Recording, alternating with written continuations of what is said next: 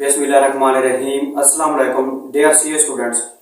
आज की इस वीडियो में मैं PRC 3 प्रिंसिपल्स ऑफ इकोनॉमिक्स के हवाले से बात डिस्कस करूंगा कि ये जो रिमेनिंग डेज है ऑलमोस्ट 1 मंथ रह गया है, तो उसमें आप किस तरह से इसकी प्रिपरेशन कर सकते हैं।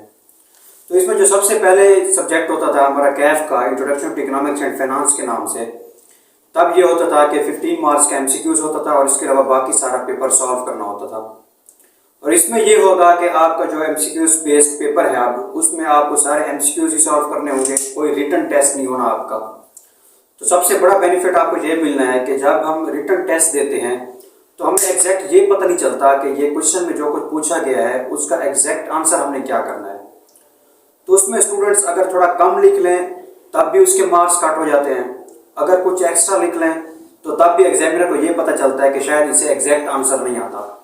तो दोनों तरह से स्टूडेंट फंस जाता था। लेकिन अब क्या करना है आपने, अब आपने MCQ सॉल्व करने हैं।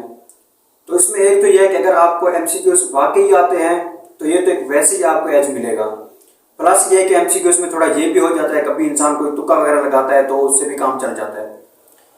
तो ओवरऑल आप पहले की निस्बत ये आपको बेनिफिट है कि आपने कोई रिटन टेस्ट नहीं देना, बल्कि आपने MCQs सारे सॉल्व करने हैं।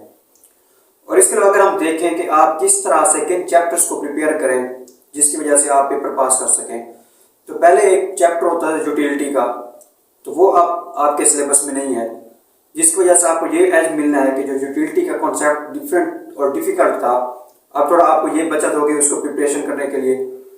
तो आप रिमेनिंग जो आपके पास कंटेंट है आपकी बुक में, उसमें जो सबसे पहला चैप्टर है वो तो मोस्ट इंपॉर्टेंट है, उसको आप प्रिपरेशन आप अच्छे तरीके से आपको करनी चाहिए और वो आपको वैसे भी प्रिपेयर होगा क्योंकि वो पहले चैप्टर है बुक का।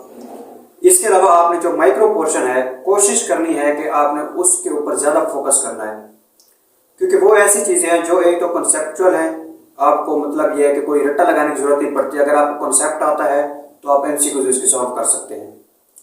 लेकिन आगे की जो चीज़ें हैं जो मैक्रो पोर्शन है उसमें भी कंसेप्ट ही होता है, लेकिन यह है कि उस तरह से ग्राफिकल रिप्रेजेंटेशंस और टेबल फॉर्म में कॉन्सेप्ट्स की डिस्क्रिप्शन नहीं है जिस तरह माइक्रो इकोनॉमिक्स में है। तो मैक्रो इकोनॉमिक्स में थोड़ा ये आपको एक फ़ायदा भी है और नुकसान भी है। फ़ायदा इस सेंस में है कि उसमें कुछ क्रिटिकल पॉइंट्स नहीं है जिस तरह माइक्रो इकोनॉमिक्स में है कि ग्राफ्स बनाना और उनकी डिस्क्रिप्शन वगैरह और उनकी टेबल फॉर्म कैसे बनाने हैं, कंसेप्ट कैसे समझेंगे। मैक्रो में ये होता है कि आपको एक कॉन्सेप्ट जस्ट बताया गया है कि इस तरह से होता है।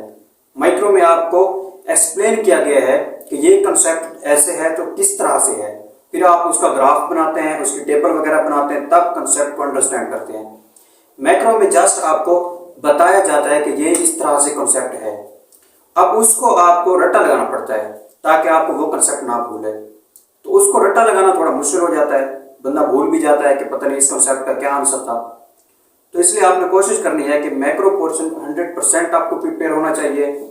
और इसके अलावा मैक्रो पोर्शन जिसमें आप देख सकते हैं मार्केट इक्विलिब्रियम वगैरह, तो इस तरह के जो ये चैप्टर है और इससे आगे वाली जिसमें आप देख सकते हैं इन्वेस्टमेंट वगैरह, तो ये थोड़ी कंसेप्ट बेस्ड है, आप इनको अच्छे तरीके से प्रिपेयर कर सकते हैं। और जो आगे की पोर्शन है उसमें थोड़ा रट्टा ज़्यादा आ जाता है, तो उसके ऊपर यह है कि आप फंस सकते हैं अगर आप उसके ऊपर रिलाय करेंगे। तो इसलिए आपको कोशिश ये करनी चाहिए कि पहला चैप्टर तो वैसे आपको प्रिपेयर करना चाहिए 100% और मैक्रो पोर्शन पे ज़्यादा फोकस होना चाहिए। बाकी पेपर पास करने के लिए आपको 100% पेपर की प्रिपरेशन करनी चाहिए और कंप्लीट सिलेबस को कवर करना चाहिए। इसके अलावा जैसे जैसे दिन आप पेपर के नज़दीक आते जा रहे हैं उसमें मज़ीद आपको किस तरह से प्रिपेयर करना चाहिए पेपर और उसमें आपका शेड्यूल क्या होना चाहिए, तो उसके लिए आपको इंशाल्लाह मज़ीद गाइडेंस वगैरह भी देते रहेंगे।